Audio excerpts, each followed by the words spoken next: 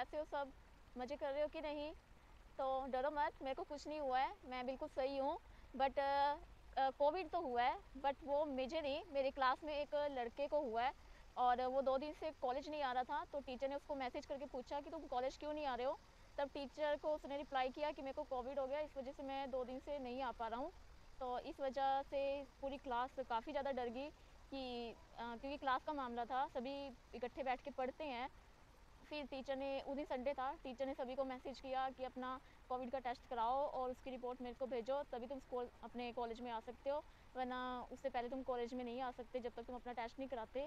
तब फिर मेरे पास तो सेल्फ किट चलो पड़ी हुई थी, तो मैंने अपना घर पे टेस्ट किया और उसका रिज़ल्ट जो आया तो वो मैंने टीचर को सेंड किया। जिन-जिन बच्चों ने भेजा था सेल्फ टेस्ट, सिर्फ वो कॉलेज आए, मतलब एक लड़की ने भी सेल्फ टेस्ट किया था और उसका भी सेल्फ टेस्ट में पॉजिटिव आया। तो देखो, अगर हम सेल्फ टेस्ट ना करते या कोविड का टेस्ट ना करवाते, तो हमें पता नहीं लगता कि उस लड़की को भी इन्फेक्शन है और वो लड़की आ जाती कॉलेज में, तो पता नहीं किस-किस को हमारी क्लास में सबको भी हो सकता था। तो शुक्र है कि यहाँ के रूल्स थोड़े अच्छे हैं कि सभी को उन्होंने कहा कि तब तक नहीं आ सकते जब तक तुम टेस्ट नहीं करवाते। तो रूल्स के अकॉर्डिंग में कोरिया का तो कोई है ही नहीं हिसाब। ये अब वो कॉलेज नहीं आ रही, उसको भी 1 हफ़्ता घर में क्वारंटाइन कर रखा है, पता नहीं हॉस्पिटल में है, तो बाकी सब आ रहे हैं। तो आज मैं भी गई थी, पर बहुत ही ज़्यादा सभी दूर-दूर बैठे हुए थे आज भी और मतलब काफ़ी ज़्यादा पहले से काफ़ी ज़्यादा सभी ने थोड़ी चौकसी रखी हुई थी कि कुछ हो ना जाए, तो कुछ पता नहीं होता कि कौन इन्फेक्टेड है, कौन नहीं। और ऐसे में अगर हम बाहर रह रहे हों, बाहर रहते हुए कुछ ऐसा हो जाए, तो कोई केयर वाला भी नहीं होता, कोई खाना देने वाला भी नहीं होएगा। तो अपने आप को बहुत ही सँभल के रहना पड़ता है इस चीज़ में।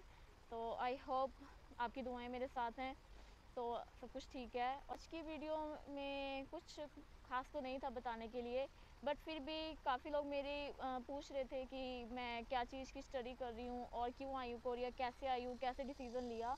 तो मैंने सोचा कि चल आज इस वीडियो में मैं कवर कर देती हूँ। तो सबसे पहली बात थी कि कोरिया में क्यों आई, कोरिया ही क्यों मैंने सेलेक्ट किया और कोरिया में ऐसा क्या था जो मैंने कोरिया को ही चुना। और तो कोरिया का नाम तो हम सभी जानते ही हैं, हमने अपनी क्लास में चैप्टर्स में भी, सामाजिक में भी पढ़ रखा है, सोशल स्टडीज़ में कोरिया के बारे में कि काफ़ी प्रोग्रेसिंग कंट्री है। और दूसरी बात है कि सिर्फ कोरिया ही नहीं, जापान भी काफ़ी फेमस है इस चीज़ में। तो मुझे स्टार्टिंग से ही ये मन में रखा हुआ था मैंने कि ज़रूरी नहीं है कि अमेरिका, ऑस्ट्रेलिया और कनाडा जैसे ही देश में जाके फ़ायदा है। और भी कंट्रीज़ होती हैं जिनमें जाना चाहिए, जो काफ़ी अच्छे ग्रो कर रही हैं, उनमें भी हमें देखना चाहिए कि वहाँ की सोसाइटी कैसी है, वहाँ का कल्चर कैसा है, वहाँ की स्टडीज़ कैसी है।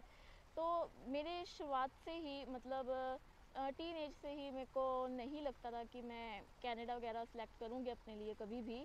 सिर्फ़ घूमने के तौर पे मैं कर सकती हूँ, ऐसी बात नहीं है कि मैं कभी घूम फिर सकती हूँ जाने के लिए कि चलो मैं, क्योंकि नायग्रा वाटरफॉल काफ़ी फ़ेमस है, जो मेरी टूरिस्ट वाली लिस्ट में है कि कभी ना कभी मैं वहाँ पे टूरिस्ट वीज़ा के तौर पे जाके ज़रूर देख कर आऊँगी। तो मन में ये था कि हाँ भी कि चलो वो तो सिर्फ़ टूरिस्ट लिस्ट में रखो, बाकी अपना अपना सेटलमेंट के लिए कोई और देखूँगी कि इन कंट्रीज़ में से मैं नहीं जाना चाहूँगी। उसके बाद हमारे घर में जापान की काफ़ी बातें होती थी। जापान हमें काफ़ी ही शुरू से ही पसंद था। मुझे भी, मेरे मम्मी को, पापा को भी, भाई को भी, क्योंकि वहाँ की टेक्नोलॉजी इतनी हाई है कि मतलब वो हमारे इंडिया से सच में 50 साल आगे जी रहा है। ये बात सच लगती है मेरे को, जैसे ही मैं वहाँ की टेक्नोलॉजी देखती हूँ।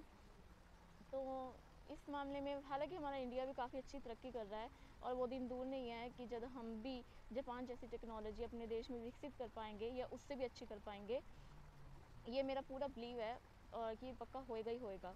और उसके बाद तब मेरे मन में होता था कि चलो अपने आगे नेक्स्ट स्टडीज़ का मैंने इतना नहीं सोचा था कि मैं अपनी नेक्स्ट स्टडी यहाँ बाहर से करूँगी।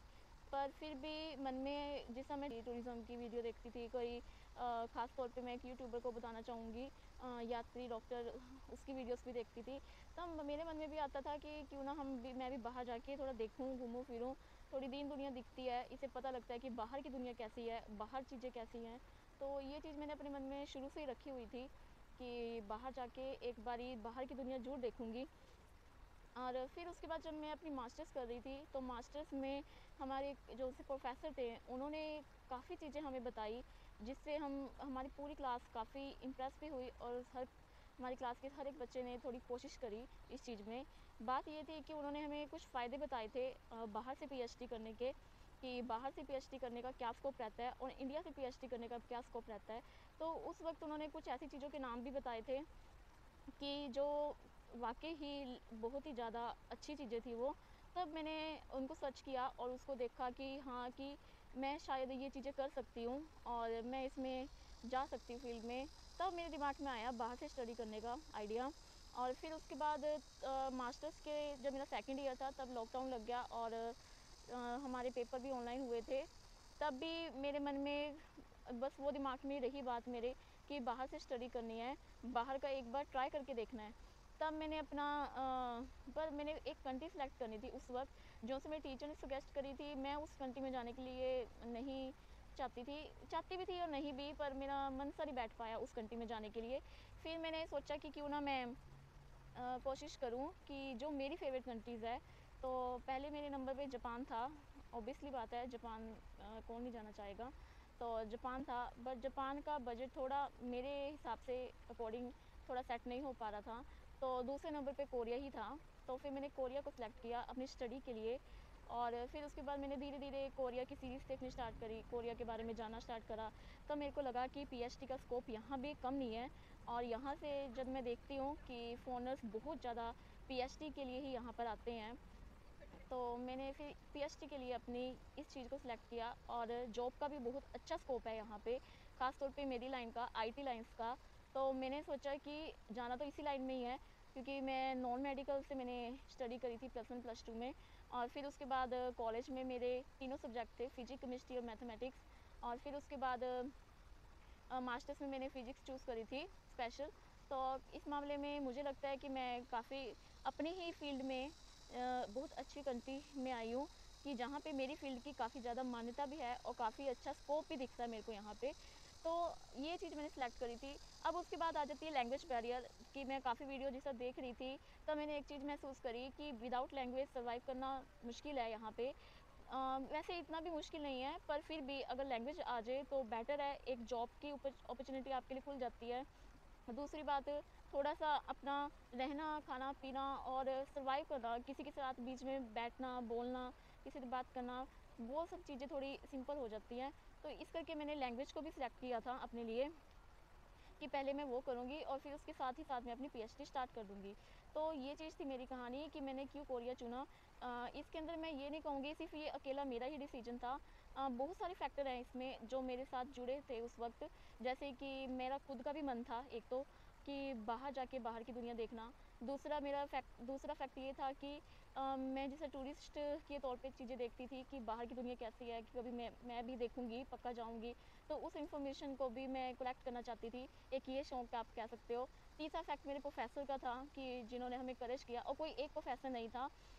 हमारे 2-3 प्रोफ़ेसर थे जिन्होंने हमें बाहर जाने के बारे में, बाहर से अपनी पीएचडी करने के बारे में बोला था। तो एक वो चीज़, और उसके अलावा कुछ अपने सेल्फ फीलिंग्स भी होती हैं, उसको भी मैं कंसीडर करूँगी। कि एक होता है ना कि बहुत सारी चीज़ों को मिलके ही हाँ हो जाती है। तो पर सबसे मेन चीज़ होती है अपने अंदर की फीलिंग्स, जो वो हाँ करवा रही होती है।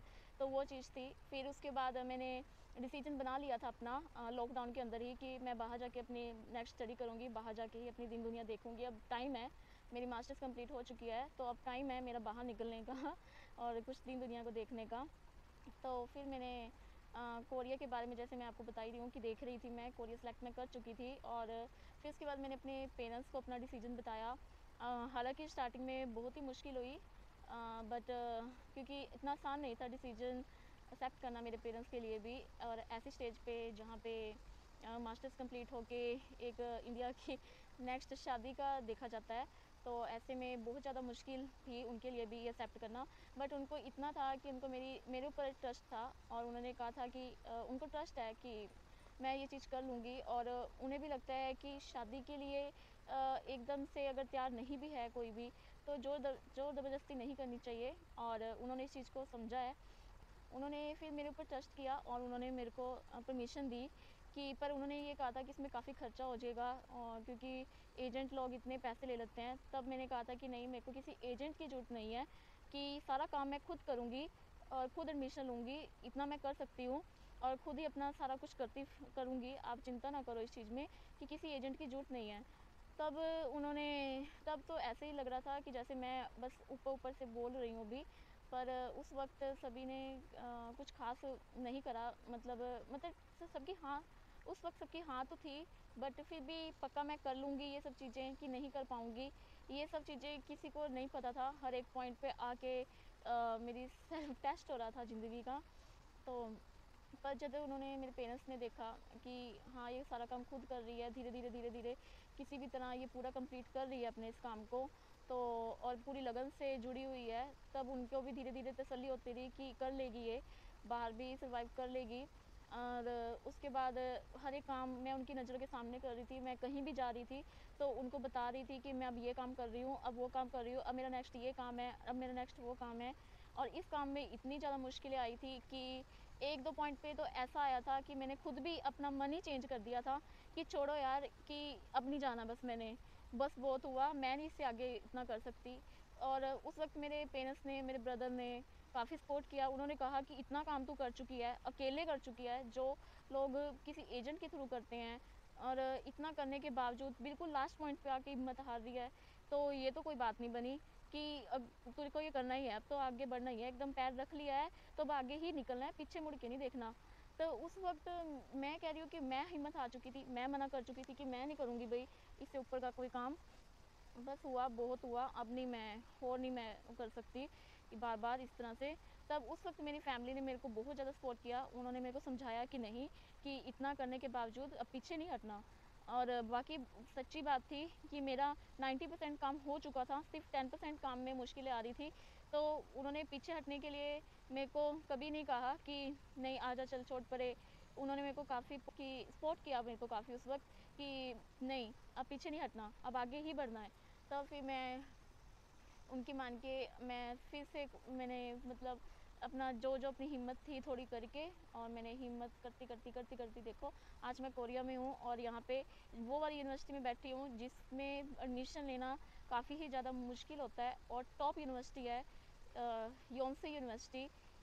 मैं बिलीव नहीं कर सकती कि मैं योनसे यूनिवर्सिटी में बैठ के वीडियो बना रही हूँ, और ये यूनिवर्सिटी से, इस यूनिवर्सिटी को अपनी आंखों के सामने देख रही हूँ। एक मेरे पास आईडी कार्ड है, स्टूडेंट आईडी कार्ड। जब भी मैं स्टूडेंट आईडी कार्ड को देखती हूँ तो एक प्राउड फील करती हूँ, और विदाउट माय फैमिली मुझे नहीं लगता मैं कभी ये प्राउड फील कर पाती।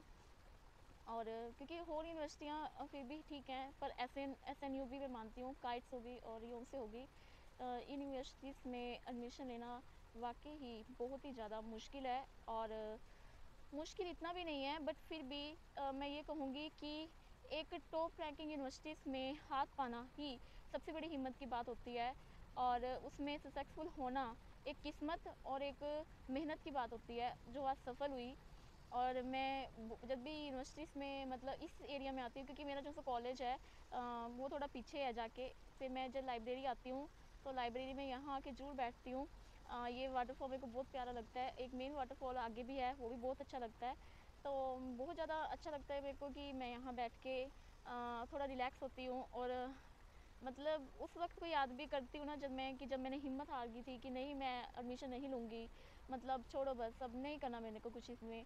तब उस वक़्त भी तब भी सोचती हूँ, तो सोचती हूँ कि कितनी बड़ी गलती कर रही थी मैं उस वक़्त, कि इतना भी मुश्किल नहीं है, अगर किसी काम को उठाया है, हाथ पाया है, तो उसको पूरा करके ही छोड़ना है। तो मैं ये सीरीज़ स्टार्ट कर चुकी हूँ, ये फर्स्ट वीडियो है इस सीरीज़ की, तो नेक्स्ट वीडियोज़ भी मैं जल्दी ही पा दूँगी। हर एक चीज़ से रिलेटेड कभी ना कभी, अभी थोड़ा-सा टाइम भी नहीं निकल पा रहा मेरे को। एक्चुअली एक तो ये कोविड वाली बात होगी, ऊपर से पेपर एग्ज़ाम चल रहे थे मेरे, अब दोबारा से चलेंगे, तो थोड़ा-सा टाइम निकाल के मैं जल्दी ही वो वीडियो बना के पा दूँगी। तो ये सब बातें थी। आई होप आपको अच्छा लगा होगा, और अब मैं लाइब्रेरी जाऊँगी। लाइब्रेरी में जाके मेरे को मेरी प्रेजेंटेशन है, मेरे को उसको कंप्लीट करना है, उसको बनाना है, तो मेरे को टाइम लग जाएगा। तो ठीक है, बस यही सब बातें थी। Okay, bye.